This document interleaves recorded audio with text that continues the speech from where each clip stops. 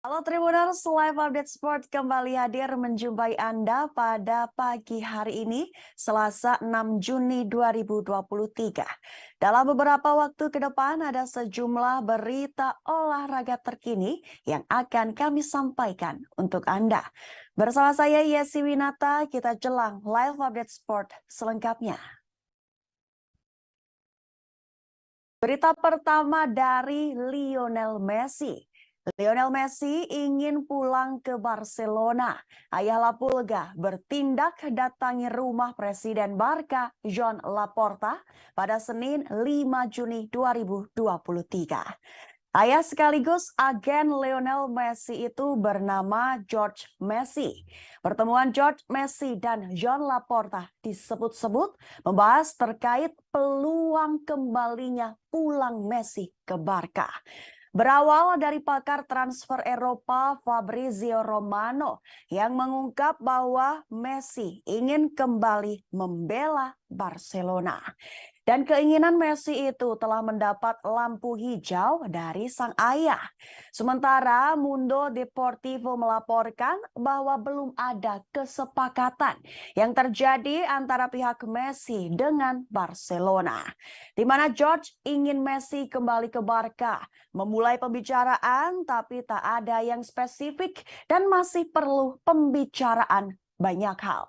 Sebagai informasi, berakhirnya Liga Prancis 2022-2023 sekaligus memastikan kepergian Messi dari PSG, klub tempatnya bernaung selama 2 musim terakhir.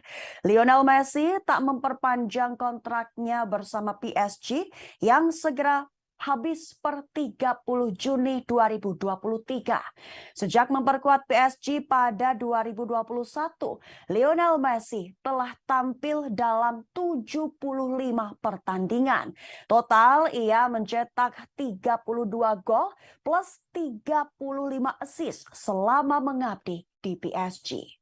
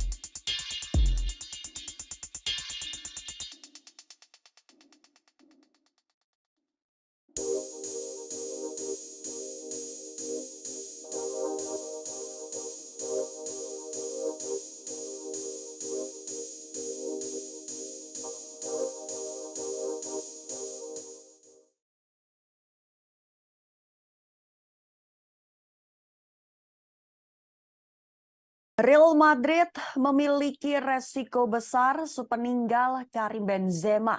Besar kemungkinan ditinggal banyak bintang pada musim panas ini. Menurut pers Spanyol, Karim Benzema mungkin bukan satu-satunya pemain utama yang akan meninggalkan Real Madrid musim panas ini. Di Spanyol, semua orang berpikir bahwa jendela transfer kali ini akan cukup tenang untuk Madrid, dalam artian kepergian maupun kedatangan. Namun nyatanya justru Madrid beresiko menjadi penggerak utama bursa transfer musim panas ini. Dan untuk alasan yang bagus, ada kepergian yang belum tentu diharapkan, seperti Karim Benzema, Marco Asensio, atau bahkan Eden Hazard dan Mariano Diaz. Dani Ceballos dan Nacho Fernandes juga di akhir kontrak harus mengikuti jejak pemain sebelumnya. Ada banyak nama pemain yang diincar Madrid seperti yang sudah disebutkan di dalam pers. Antara lain Joselu, Harry Kane atau Kai Havertz yang kedatangannya hampir mencapai realisasi. Sebagian besar rekrutan untuk penyerang, tapi sangat mungkin juga harus merekrut untuk lini tengah dalam beberapa minggu mendatang. Revilo mengindikasikan bahwa Fede Valverde tidak lagi dianggap tidak dapat dialihkan oleh manajemen Madrid. Pemain Uruguay yang sekarang menjadi pemegang rekor tak terbantahkan mengalami musim yang sedikit lebih sulit dalam hal performa.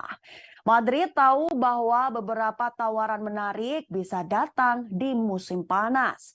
Jika proposal menarik tiba di meja manajemen, itu akan diterima. Salah satu pilar masa kini dan masa depan Madrid seperti Vinicius Junior atau Eder Militao, Valverde bisa jadi akan dijual jika ada penawaran bagus. Informasi yang mungkin mengejutkan, tetapi dengan pemain seperti Camavinga, Tchouaméni, dan kemungkinan kedatangan Jude Bellingham dan Gabri Veiga, tempat di tengah akan mahal. Di sisi lain, selain Karim Benzema, ada 3 pemain Madrid yang akan hengkang dan mendapat perlakuan sama sepertinya. Mereka juga diangkat tubuhnya lalu dilempar berulang-ulang ke udara. Sebagai informasi, 3 pemain tersebut adalah Marco Asensio, Mariano, dan Eden Hazard.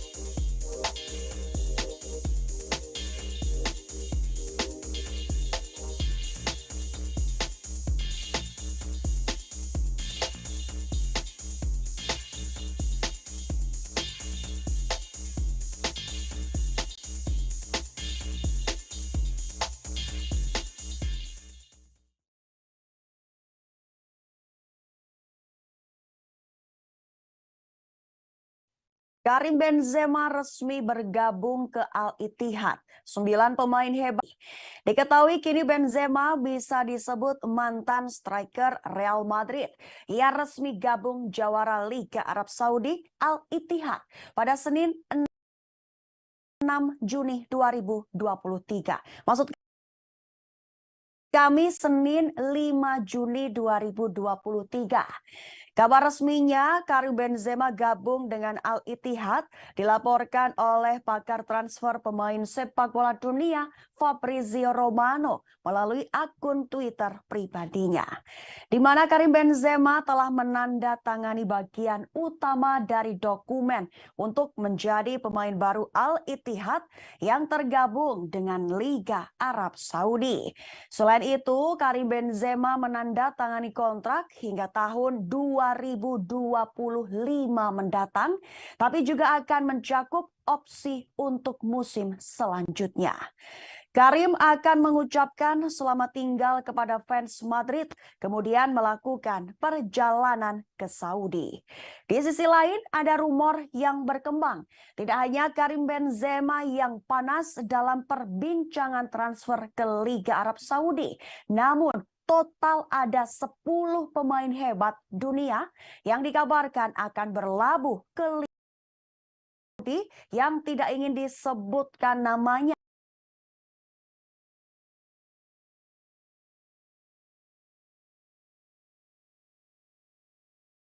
10 nama itu antara lain Sergio Ramos, Jordi Alba, Sergio Busquets, N'Golo Kante, Angel Di Maria, dan Roberto Firmino. Selain itu juga ada Luka Modric, Hugo Lloris hingga Lionel Messi juga masuk dalam daftar incaran klub Liga Arab Saudi. Pemain-pemain yang berlabel mantan tim elit dunia itu kabarnya akan mendapatkan bayaran menggiurkan untuk bergabung musim depan.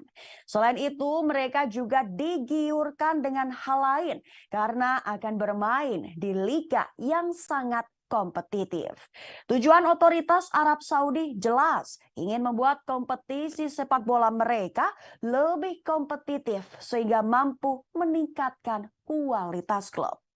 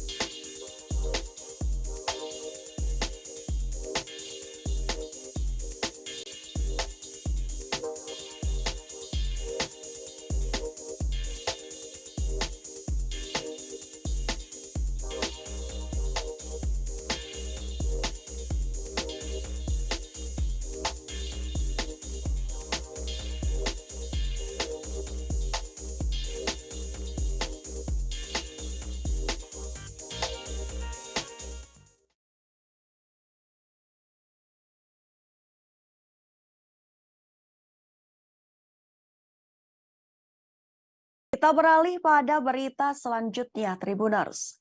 Tiket Timnas Indonesia versus Argentina ludes terjual hanya dalam 9 menit. Imbasnya, calo pun bergentayangan. Lalu apakah solusi dari PSSI? Sebagai informasi awal, PSSI resmi membuka presale tiket FIFA Matchday Juni 2023 antara Timnas Indonesia melawan Argentina pada Senin 5 Juni 2023 pukul 12 siang. Namun khusus cat 3 dan 2 sudah habis sejak 10 menit pertama karena tergolong tiket dengan harga yang sangat murah. Kini penjualan tiket tersebut langsung menjadi trending topik di Twitter khusus regional Indonesia. Dan diketahui calo tiket yang menjadi musuh seluruh orang langsung muncul ke permukaan tak lama setelah tiket FIFA Matchday itu ludes. Beragam tiket dari berbagai kategori pun langsung dijual kembali oleh calo-calo tersebut di Twitter. Sebagai informasi, PSSI menetapkan harga cat 3 sebesar Rp600.000. Sementara yang lainnya ada di kisaran 1,2 juta, 2,5 juta, dan VIP Barat Timur mencapai 4,25 juta rupiah. Namun dengan adanya calo ini dipastikan harga tiket tersebut akan melonjak. Beberapa calo menjual ulang tiket itu dengan tambahan dana di kisaran ratusan ribu rupiah. Terkait hal ini, PSSI masih belum memberikan penjelasan apapun. Padahal beberapa waktu lalu mereka menjanjikan akan memberantas aksi-aksi calo tersebut. Pasalnya hal yang sama sudah terjadi pada penjualan tiket konser Coldplay. Andai melihat dari peraturan yang ada di laman salah satu penjualan tiket, tiket yang sudah dibeli sejatinya tak bisa dijual kembali. Hal itu tertera pada peraturan mengenai pembelian tiket pada nomor 15. Di dalam peraturan, pihak penyedia jasa tidak memperbolehkan tiket itu dipindah tangankan. Selain itu, panitia juga berhak untuk tidak memberikan akses masuk kepada para penonton yang melanggar aturan pembelian atau data yang tertera di tiket tak sama dengan kenyataannya.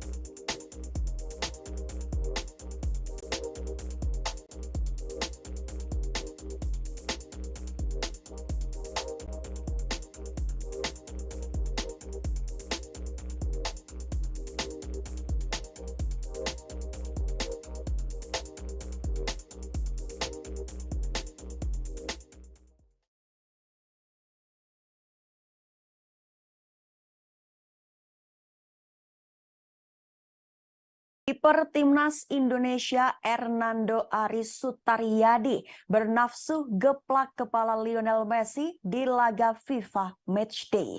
Diketahui kepala Lionel Messi akan menjadi target dari Hernando Ari saat Timnas Indonesia bertanding melawan Argentina di FIFA Matchday Juni 2023. Hernando Ari adalah salah satu penjaga gawang muda berbakat yang dipercaya oleh pelatih Sinteyong untuk memperkuat Timnas Indonesia. Ia sudah dipesan oleh sang pelatih sejak SEA Games 2023 Kamboja. Kiper Persebaya Surabaya itu berhasil meraih medali emas bersama Timnas U22 Indonesia setelah mengalahkan Thailand dengan skor akhir 5-2. Hernando Ari menjadi salah satu pahlawan kemenangan dengan menunjukkan penampilan gemilang di bawah mistar.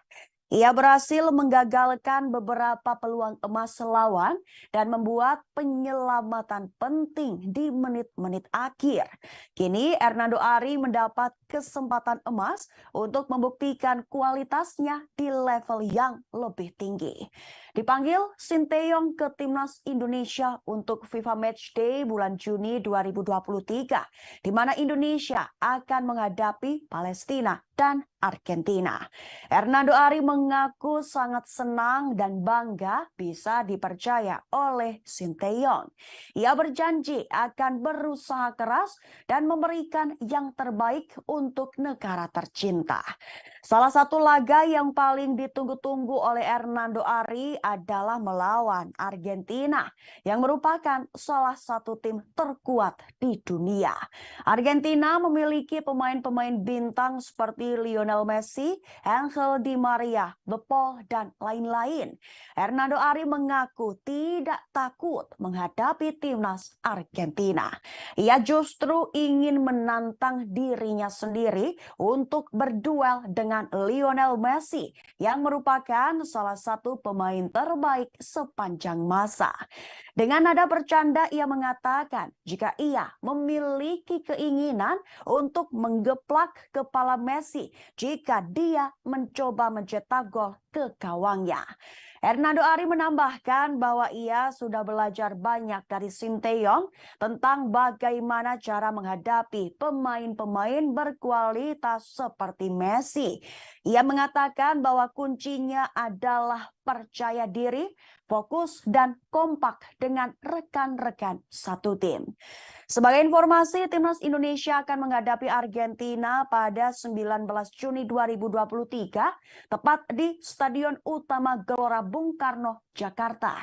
Sebelum itu, skuad Garuda menjamu Palestina di Stadion Gelora Bung Tomo, Surabaya pada 14 Juni 2023. Perlu diketahui, dua laga tersebut akan menjadi ujian berat bagi Hernando Ari CS untuk menunjukkan kemampuan mereka di kancah internasional.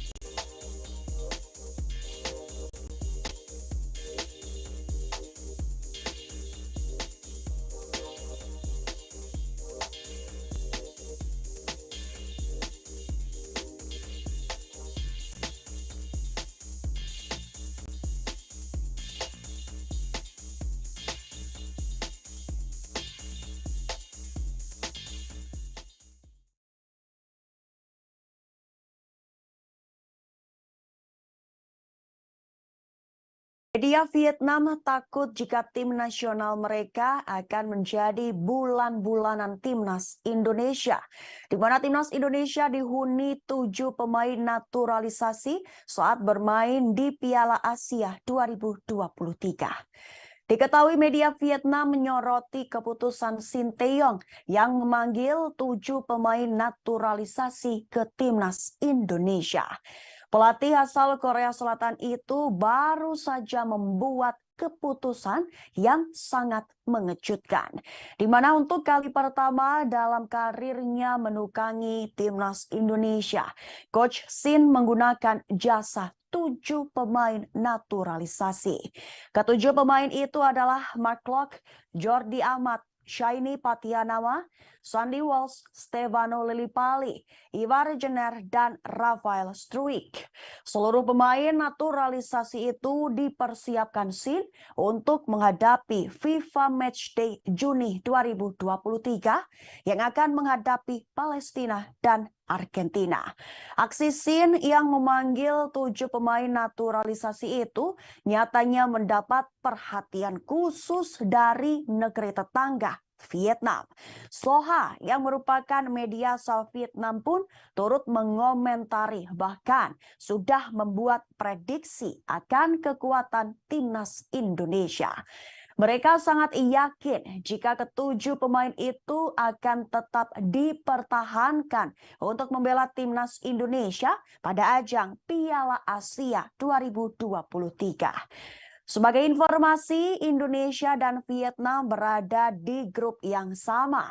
Mereka tergabung ke dalam grup D bersama 2 tim lainnya seperti Jepang dan Irak. Dalam laporan itu, Soha juga menyoroti negara asal para pemain naturalisasi. Mereka menyebutkan beberapa pemain berasal dari negara top sepak bola Eropa seperti Belgia, Belanda, dan Spanyol. Selain itu juga menyoroti karir sepak bola dari Ivar dan Shiny yang pernah membela tim muda Ajax Amsterdam. Dengan adanya pemain-pemain naturalisasi ini, Soha sangat yakin jika timnas Indonesia akan semakin kuat. Mereka juga khawatir jika skuad Garuda bisa merepotkan Vietnam di ajang Piala Asia 2023 nanti. Sebagai informasi, sejatinya Piala Asia 2023 masih menyisakan 1 tahun lagi untuk dimainkan di Qatar pada Januari 2024. Saat turnamen berlangsung, Indonesia masih memiliki kesempatan untuk menambah pemain keturunan atau naturalisasi ke dalam skuadnya. Beberapa pemain naturalisasi yang santer dikabarkan akan bergabung dengan timnas Indonesia adalah Ragnar Oratmangun, Sirus Margono, Jordi Wehrman, dan Jay Idles. Bahkan Justin Hubner dikabarkan masih memiliki keinginan untuk membela timnas Indonesia di masa yang akan datang.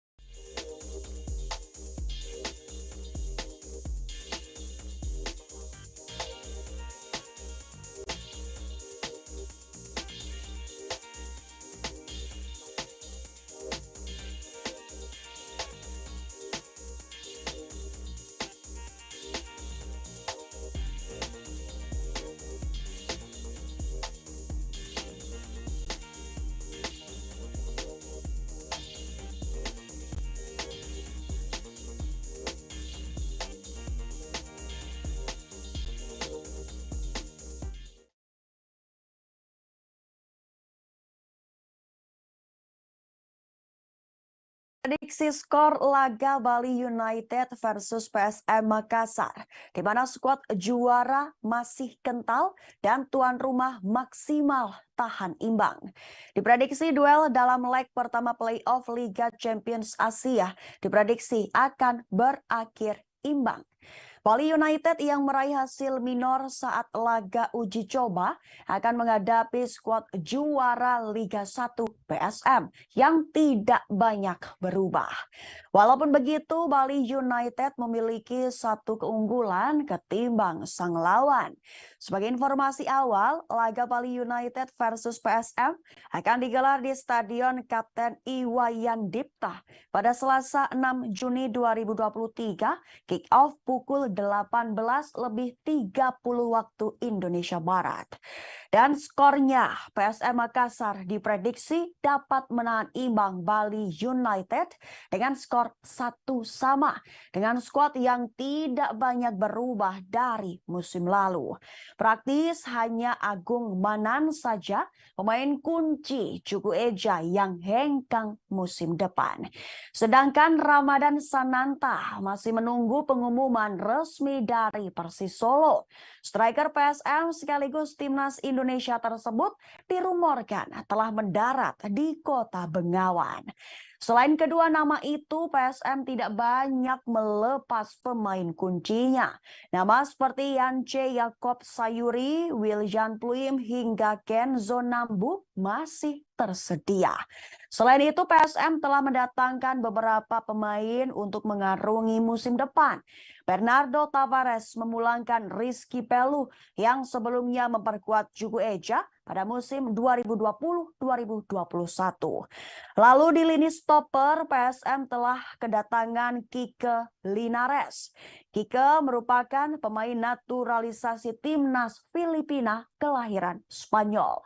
Kualitas bek jangkung 187 cm tersebut dapat membantu Yuran Fernandes memenangi bola atas. Tidak luput untuk mencari pengganti Ramadan Sananta, PSM telah memboyong Adilson Silva. Pemain berpaspor Portugal tersebut merupakan wajah baru di sepak bola Indonesia.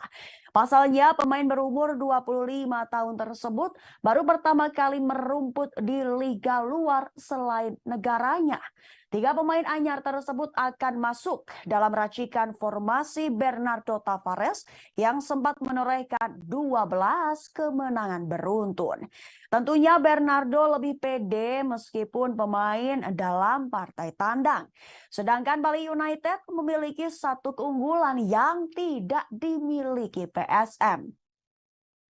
Serdadu Tridadu akan mendapat dukungan penuh dari supporter setianya. Sedangkan PSM dipastikan akan sepi dukungan di laga tandang karena terikat peraturan PT Liga Indonesia baru. Seluruh pertandingan Liga 1 termasuk playoff tidak diperkenankan terdapat supporter tim tandang. Sehingga Coach Teko mengharapkan supporter Bali United dapat memadati stadion. Pelatih yang mengantarkan 2 kali trofi Liga 1 tersebut memberikan sinyal akan bermain mati-matian. Sebagai informasi, persiapan Bali United untuk menghadapi PSM dengan menerima undangan uji coba dalam rangka HUT Kota Surabaya ke-730. Namun, Serdadu Tridadu harus menelan kekalahan 1-3 atas Persebaya Surabaya.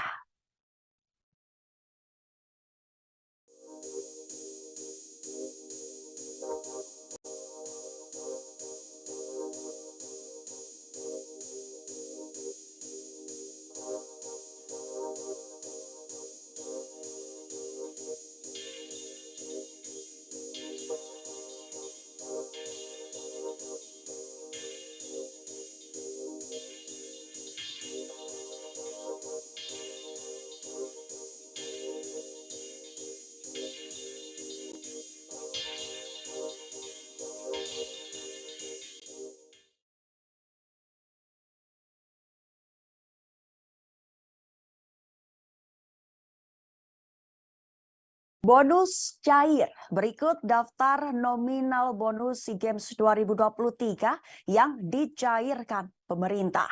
Diketahui Presiden Jokowi memberikan bonus kepada para atlet Indonesia yang sukses meraih medali emas, perak, dan perunggu pada SEA Games 2023 Kamboja lalu.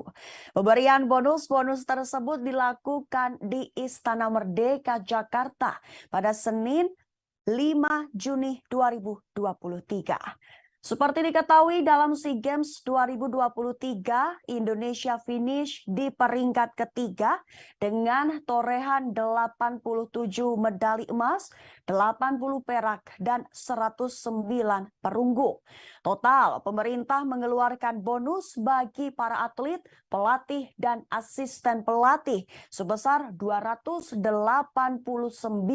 miliar rupiah. Sebagai informasi awal, Presiden Jokowi pun berpesan agar bonus yang diterima tidak dihambur-hamburkan dengan membeli barang-barang mewah. Melainkan ia justru mengingatkan kepada para atlet agar membelikan barang-barang yang bernilai investasi. Dan berikut daftar besaran bonus SEA Games 2023 Kamboja.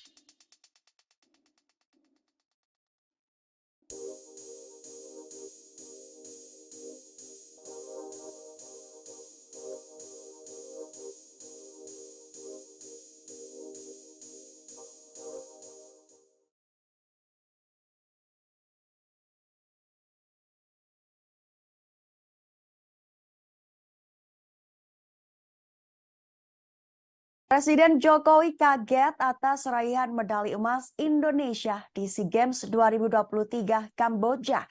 Ia bahkan mengatakan jika bonus jadi sangat besar. Presiden Jokowi menerima para atlet, pelatih, dan asisten pelatih yang sukses menyumbangkan medali emas, medali perak, dan medali perunggu pada ajang SEA Games 2023 Kamboja. Mereka semua bertemu di Istana Merdeka Jakarta pada Senin 5 Juni 2023. Pertemuan itu diadakan guna memberikan apresiasi atau bonus kepada para peraih medali di SEA Games 2023. Dalam sambutannya, Jokowi sempat menceritakan awal dirinya memberikan target kepada Menpora Dito Aryo Tejo. Namun dengan kegigihan para atlet, target yang diberikan Jokowi akhirnya dilampaui. Di mana awal target adalah 60, tapi dinaikkan menjadi 69. Tapi justru yang didapat 87 medali emas. Disitulah Jokowi mengatakan jika bonusnya melampaui target awal dan menjadi lebih besar. Terlepas dari itu, Jokowi mengaku bangga para atlet Indonesia bisa memberikan prestasi yang membanggakan bagi Indonesia. Terlebih ada beberapa cabang olahraga yang sukses mencetak sejarah seperti tim basket putri yang tidak pernah dapat emas sudah 64 tahun akhirnya bisa menebusnya. Selain itu, timnas sepak bola Indonesia juga mampu meraih medali emas setelah 32 tahun lamanya puasa gelar. Kemudian juga hoki indoor putra dan kriket putri juga berhasil mendapatkan emas sejak pertama kali ikut gelaran SEA Games. Atas pencapaian ini, Jokowi meyakini masyarakat Indonesia juga turut bangga akan perjuangan kontingen Indonesia di SEA Games 2023 Kamboja. Seperti diketahui dalam SEA Games 2023, Indonesia finish di peringkat ketiga dengan torehan 87 medali emas, 80 perak, dan 109 perunggu. Total, pemerintah mengeluarkan bonus SEA Games 2023 bagi para atlet, pelatih, dan asisten pelatih sebesar 289 miliar rupiah.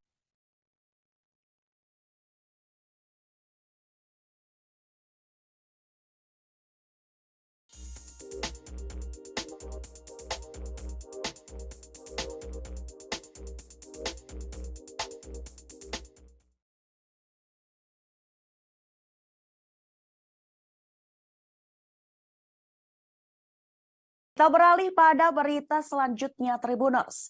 Jadwal badminton Singapore Open 2023 hari ini yang menyajikan babak 32 besar Selasa 6 Juni 2023. Di babak 32 besar Singapore Open 2023 hari ini sebanyak 6 wakil Indonesia bakal bertanding.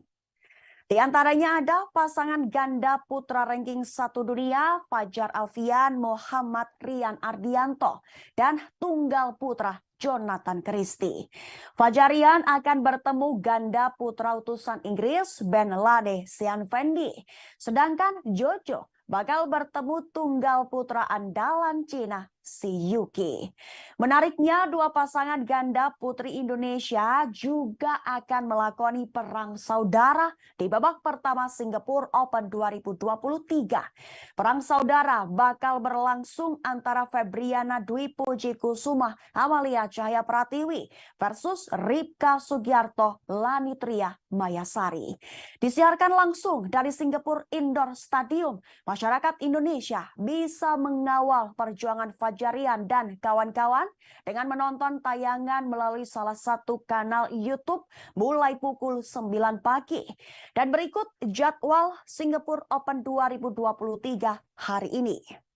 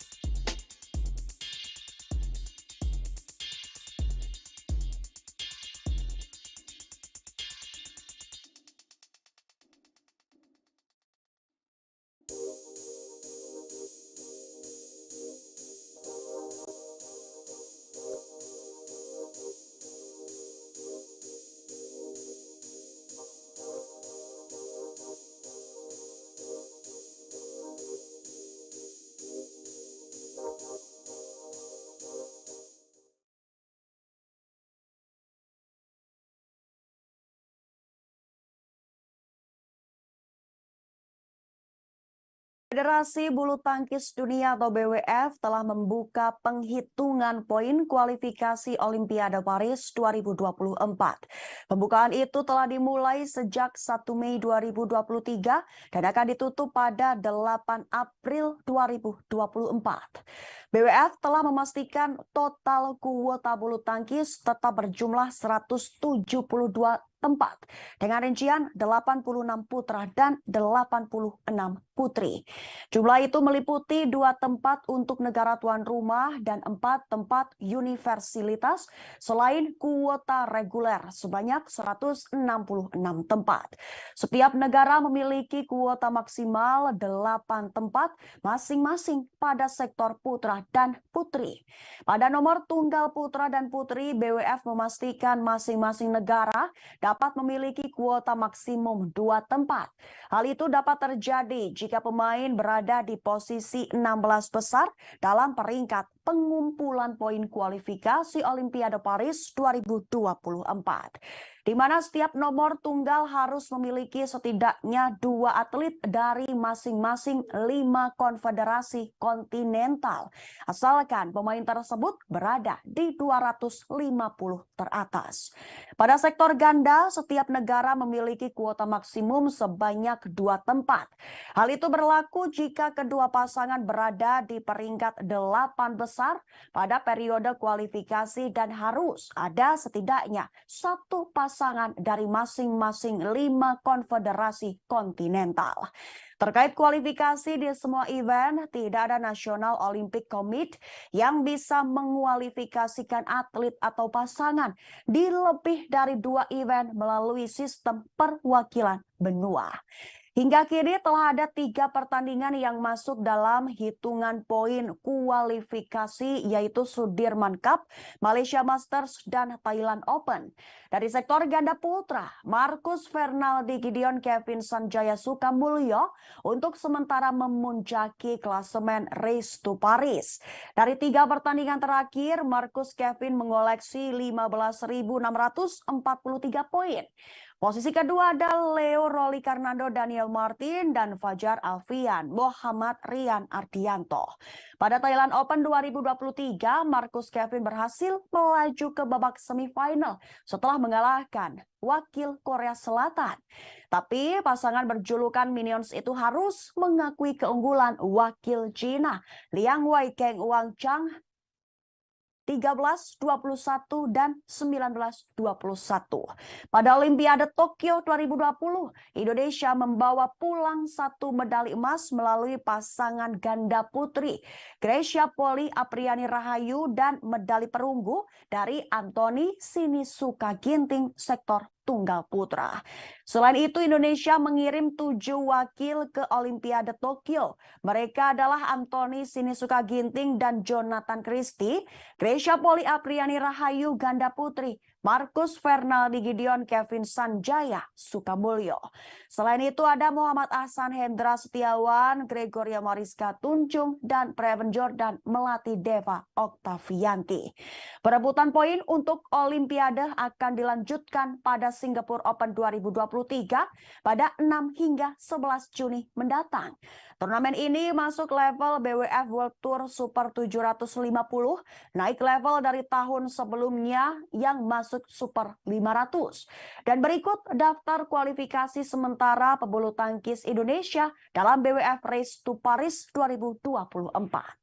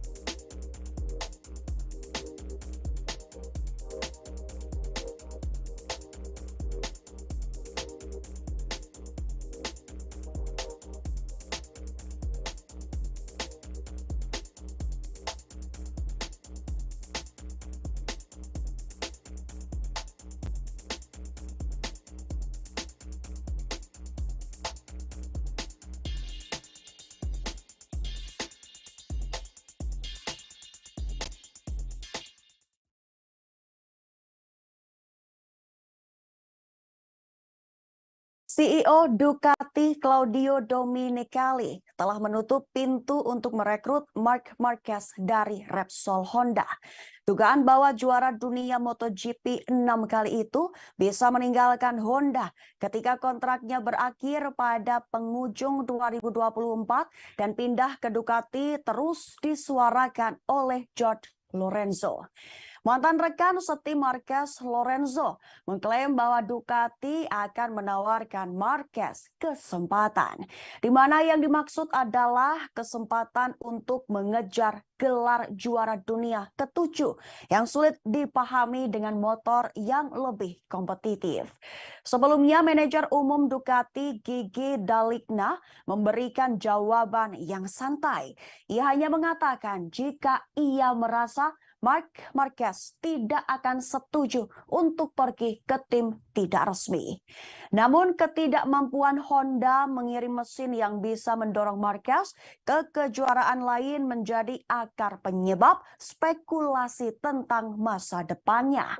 Ia sekarang berusia 30 tahun dan meskipun kecemerlangannya terus berlanjut, waktu hampir habis. Rekor cederanya juga meningkat. Meskipun memasuki tahun 2023 tanpa cedera untuk pertama kalinya dalam beberapa tahun, tangannya patah pada akhir pekan pertama musim ini. Setelah absen untuk pulih, ia terus mengejar ketertinggalan sejak saat itu. Marquez tertinggal 82 poin di belakang pemimpin klasemen sementara, yaitu Bagnaia yang menuju MotoGP Italia akhir pekan ini. Musim depan akan menjadi kontrak terakhir Marquez yang paling menguntungkan di MotoGP. Honda harus membayar kesepakatan uang besar lainnya untuk pembalap yang semakin berumur dan yang cedera sering membuatnya absen. Hingga pada akhirnya Domenicali mengatakan jika Marquez bukanlah hal yang tepat untuk Ducati. Ia justru mengatakan jika mereka memiliki grup pembalap luar biasa yang telah dibangunnya sendiri, di mana ada Francesco Bagnaia adalah talenta gila walaupun diremehkan, masih membuat beberapa kesalahan tapi masih ada di jalurnya. Tidak hanya Pecco, mereka juga memiliki Enea Bastianini, George Martin, dan banyak pembalap muda lainnya. Lebih lanjut, menurutnya Marquez adalah talenta luar biasa. Ia tidak perlu membuktikan apapun kepada siapapun. Tetapi Ducati mendapatkan kekuatannya dari cara mereka bekerja dengan para pembalap mereka sendiri.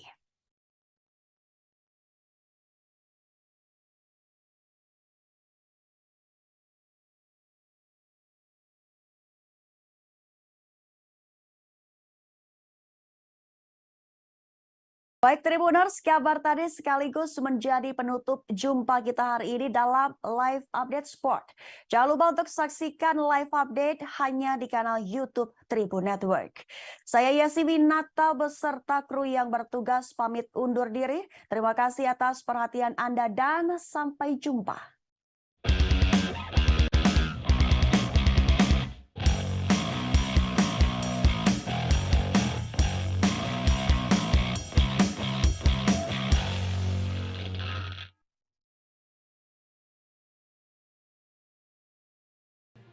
Tribun News Live Update. Tanggal 21. Selamat siang Tribuners, selamat sore Tribuners, selamat petang Tribuners, Anda sedang menyaksikan live update. Informasi teraktual dan terupdate dari siang hingga petang kami sajikan untuk Anda.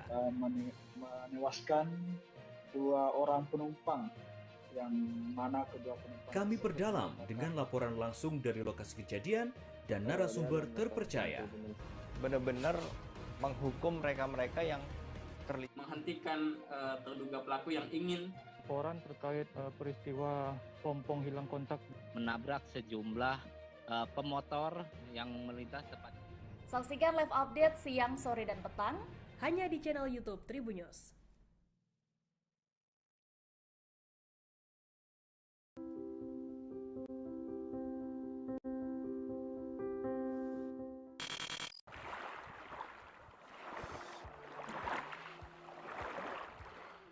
Pantai Bakaro yang terletak di distrik Manokwari Timur, Kabupaten Manokwari, Provinsi Papua Barat, memiliki potensi wisata bahari khususnya selancar ombak atau surfing.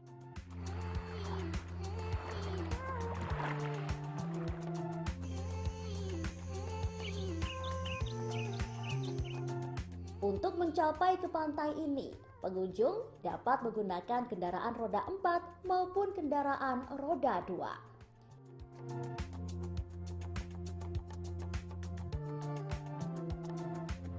Deburan ombak halus disertai dengan angin sepoi-sepoi juga melengkapi pantai ini seakan menyambut kedatangan Anda.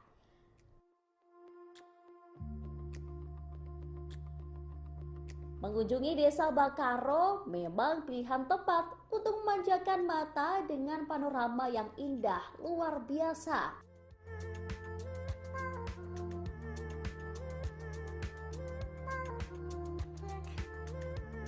Pantai Bakaro merupakan pantai yang sangat ramai dikunjungi oleh pengunjung mancanegara karena pulau ini terletak sangat eksotis dengan pemandangannya.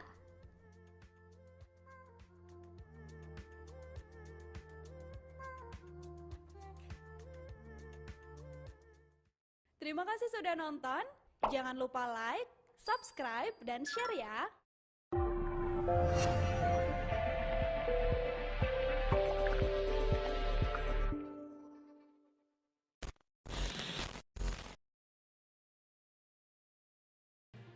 Tribun News Live Update. Tanggal 21 Selamat siang Tribuners, selamat sore Tribuners, selamat petang Tribuners, Anda sedang menyaksikan live update. Informasi teraktual dan terupdate dari siang hingga petang kami sajikan untuk Anda. menewaskan 2 orang penumpang yang mana kedua penumpang Kami perdalam dengan laporan langsung dari lokasi kejadian dan narasumber terpercaya. Benar-benar menghukum mereka-mereka yang menghentikan terduga pelaku yang ingin Laporan terkait peristiwa pompong hilang kontak menabrak sejumlah pemotor yang melintas tepat. Saksikan live update siang, sore, dan petang hanya di channel YouTube Tribun News.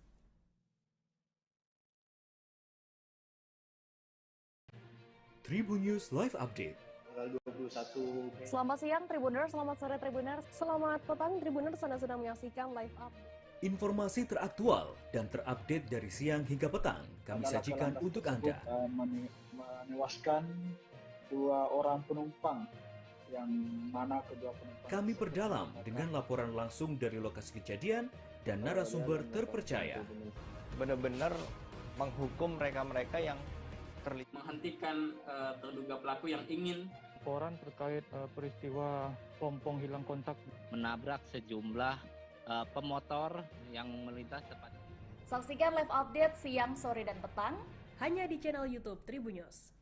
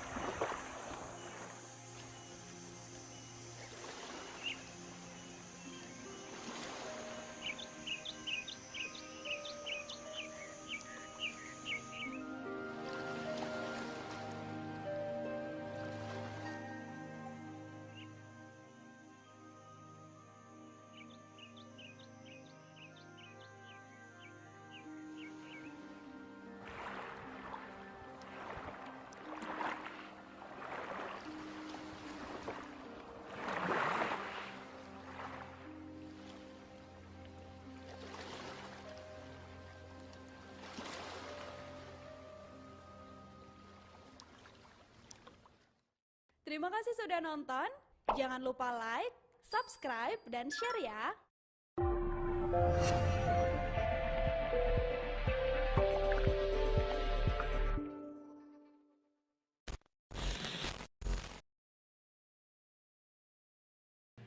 Tribun News Live Update. Tanggal 21 Selamat siang Tribuners, selamat sore Tribuners, selamat petang Tribuners, Anda sedang menyaksikan live update. Informasi teraktual dan terupdate dari siang hingga petang kami sajikan untuk Anda. menewaskan 2 orang penumpang, yang mana kedua penumpang Kami perdalam dengan laporan langsung dari lokasi kejadian dan narasumber terpercaya. Benar-benar menghukum mereka-mereka yang terlibat. Menghentikan terduga pelaku yang ingin Laporan terkait peristiwa pompong hilang kontak menabrak sejumlah pemotor yang melintas tepat. Saksikan live update siang, sore, dan petang hanya di channel YouTube Tribun News.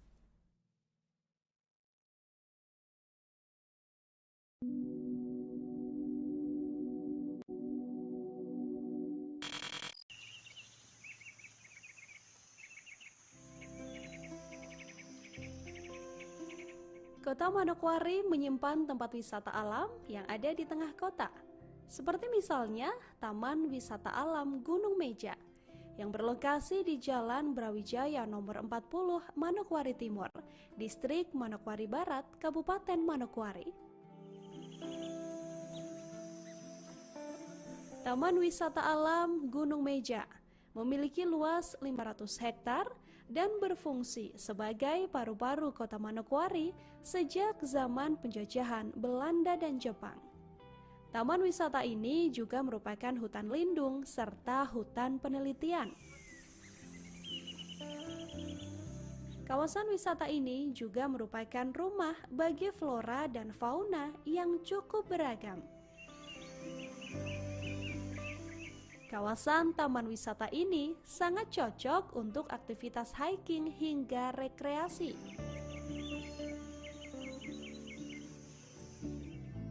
Taman ini pun buka setiap hari selama 24 jam.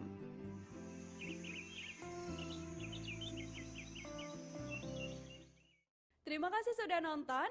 Jangan lupa like, subscribe, dan share ya.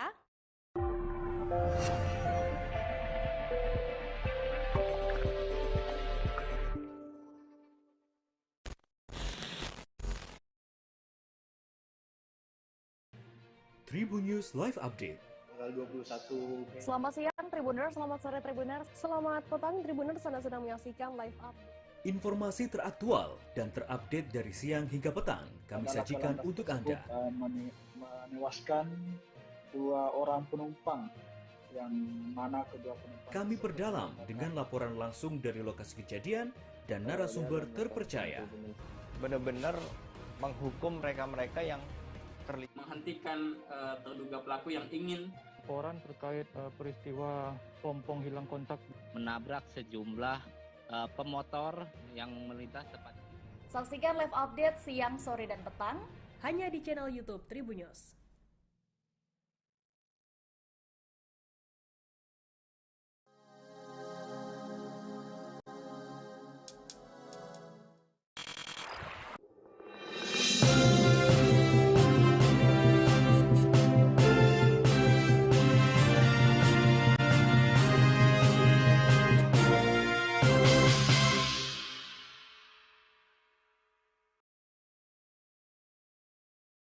Selamat siang pemirsa, live update mancanegara kembali hadir edisi Selasa 6 Juni 2023. Berbagai informasi seputar dunia sudah kami siapkan untuk Anda. Tentunya bersama saya Saradita, kita jalan live update selengkapnya. Duta Besar Ukraina untuk Indonesia, Vasil Hamyanin, mendatangi kantor Kementerian Pertahanan RI di Jakarta Pusat pada Senin kemarin. Kunjungannya tersebut berselang 2 hari setelah saran Menhan Prabowo terkait penanganan perang Rusia-Ukraina ditolak oleh pihak Kiev. Terlihat Vasil Hamyanin keluar dari gedung Kemenhan sekira pukul 11.30 waktu Indonesia Barat. Ia didampingi oleh Kabin Trahan Kemenhan RI, Majen TNI Yudi Abrimianto, sekira pukul 11.30 tersebut. Tidak ada pernyataan yang disampaikan oleh Dubes Fasil Hamianin hingga ia masuk ke dalam mobilnya. Berdasarkan informasi yang dihimpun, pihak Kedutaan Besar Rusia juga mengunjungi kantor Kemenhan pada sore harinya. Namun demikian, hingga kini belum ada pernyataan resmi dari para pihak terkait pertemuan tersebut. Sementara di lokasi, Wamenhan M. Herindra mengatakan, kedatangan Dubes Ukraina ada sangkut pautnya dengan proposal perdamaian yang ditawarkan oleh Menteri Pertahanan Prabowo dalam forum International Institute for Strategic Studies Shangri-La Dialogue 2023. Namun ia enggan memberikan penjelasan lebih rinci mengenai isi pertemuan itu. Sebelumnya, Menhan Prabowo mengusulkan perdamaian dan dilakukannya gencatan senjata untuk mengakhiri perang Rusia-Ukraina. Prabowo mengusulkan agar dialog Shangri-La dapat menemukan cara yang mendesak Ukraina dan juga Rusia untuk segera memulai negosiasi perdamaian. Ia pun mengusulkan beberapa garis besar saran resolusi konflik. 5 saran tersebut, yang pertama adalah gencatan senjata. Dalam hal ini, penghentian permusuhan di tempat pada posisi saat ini dari kedua pihak yang tengah berkonflik.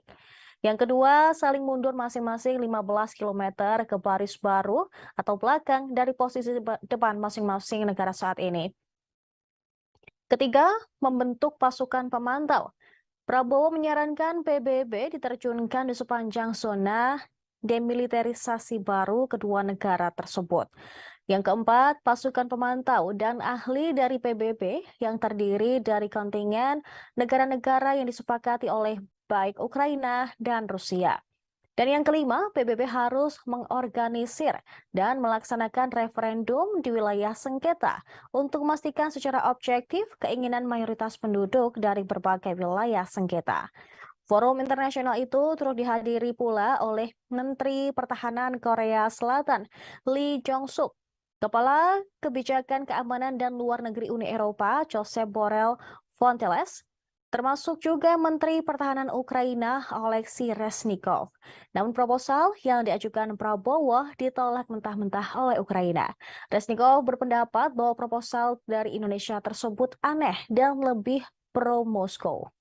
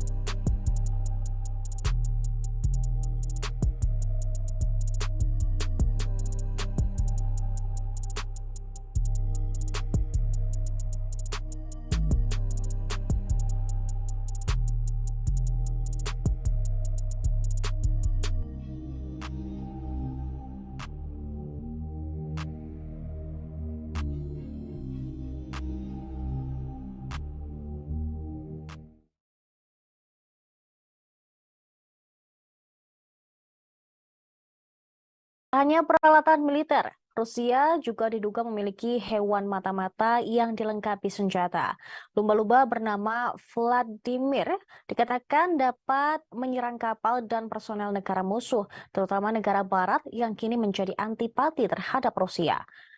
Vladimir tampaknya merupakan produk dari program latihan hewan militer Rusia yang sangat rahasia. Para ahli di barat mengungkap, Rusia sengaja mempersenjatai hewan laut seperti beluga, lumba-lumba, dan anjing laut, dan pada akhirnya mengubah mereka menjadi agen laut. Mereka bisa memata-matai dan bahkan menyerang kapal serta personel negara musuh. Vladimir pertama kali muncul pada 2019 lalu ketika terlihat di perairan Norwegia. Secara tidak biasa, lumba-lumba ini mendekati kapal St. Petersburg Equipment.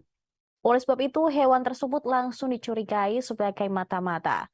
Bahkan lumba-lumba tersebut dilengkapi dengan kamera pengintai kecil yang hampir tidak terlihat.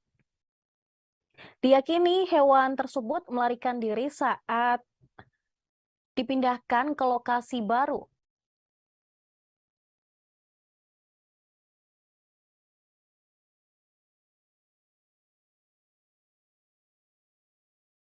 Sebelumnya pada 2017, sebuah laporan oleh stasiun televisi yang dikendalikan negara Rusia mengakui bahwa militernya telah mencoba melatih paus, lumba-lumba, dan anjing laut.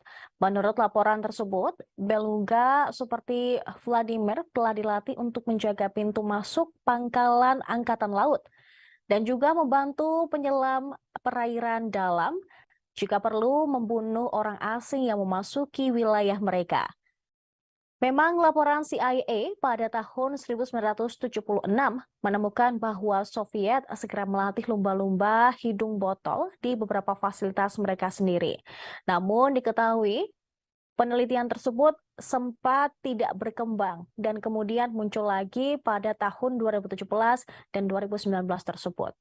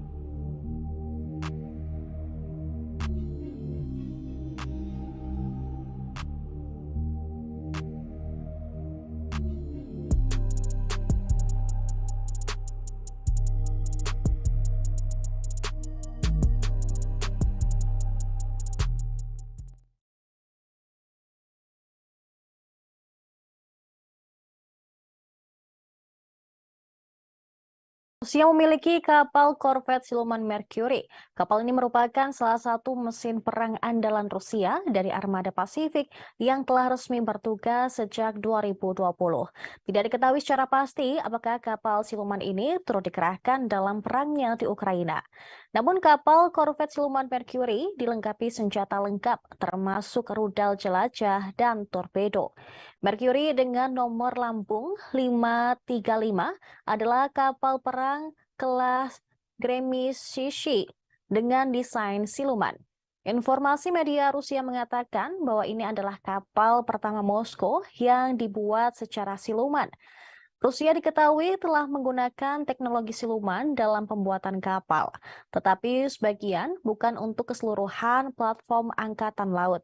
Dikutip dari laman Bulgarian Military pada Senin 5 Juni 2023, kapal Mercury 535 memiliki panjang lebih dari 104 meter dan kecepatan maksimum 27 knot. Kapal korvet Mercury kelas tersebut dipersenjatai dengan satu meriam 100 mm A190 Arsenal atau 130 mm A192 Angkatan Laut. Ada juga satu sistem senjata jarak dekat Kastan CIWSM serta 8 rudal jelajah versi KH-35. Pertahanan udara terdiri dari 12 sel peluncur Redut VLS dan 2 AK-630M CIWS untuk target terbang rendah dan jarak dekat. Kapal ini juga mampu melawan kapal selam menggunakan 8 tabung torpedo 330 mm untuk paket NK. Kapal memiliki landasan helikopter. Untuk helikopternya sendiri hanya bisa menampung jenis KA-25 yang dirancang khusus beroperasi di Angkatan Laut.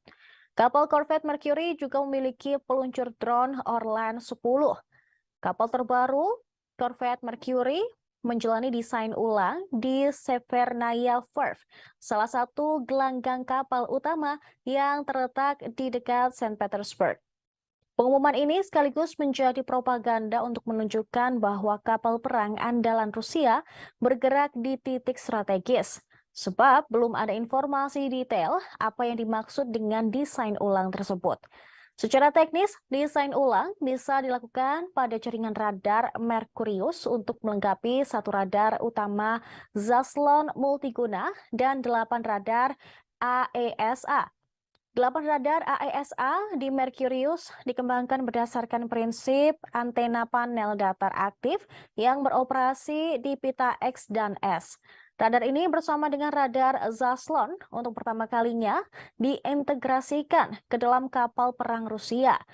Ini juga menggantikan radar 4K 2S band dengan antena berputar pasif. Kemungkinan lain adalah meningkatkan sistem komunikasi terenkripsi antara Karov dan pesawat tempur Rusia, serta sistem pemandu misil anti pesawat. Sistem ini juga baru dan fungsi utamanya adalah untuk secara bersamaan mengerahkan 16 rudal anti pesawat ke berbagai sasaran.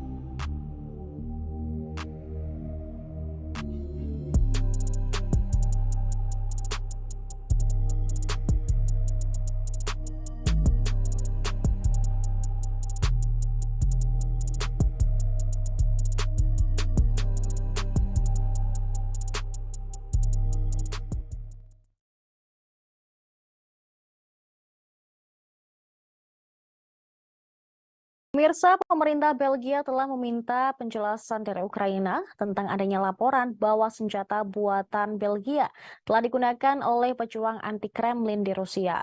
PM Belgia Alexander De Croo dengan tegas memperingatkan bahwa Ukraina tak boleh menggunakan senjata mereka untuk menyerang wilayah Moskow. Aturannya sudah jelas bahwa senjata Belgia yang dipasok ke Ukraina adalah untuk tujuan pertahanan, yakni mempertahankan wilayah Ukraina dan bukan menyerang balik wilayah Rusia. Hal ini dikatakan Alexander De Croo kepada radio pemerintah Belgia pada Senin 5 Juni 2023. Komentar De Croo muncul sebagai reaksi atas laporan dari surat kabar The Washington Post bahwa senjata barat telah digunakan di wilayah Belgorod, Rusia. Kelompok pejuang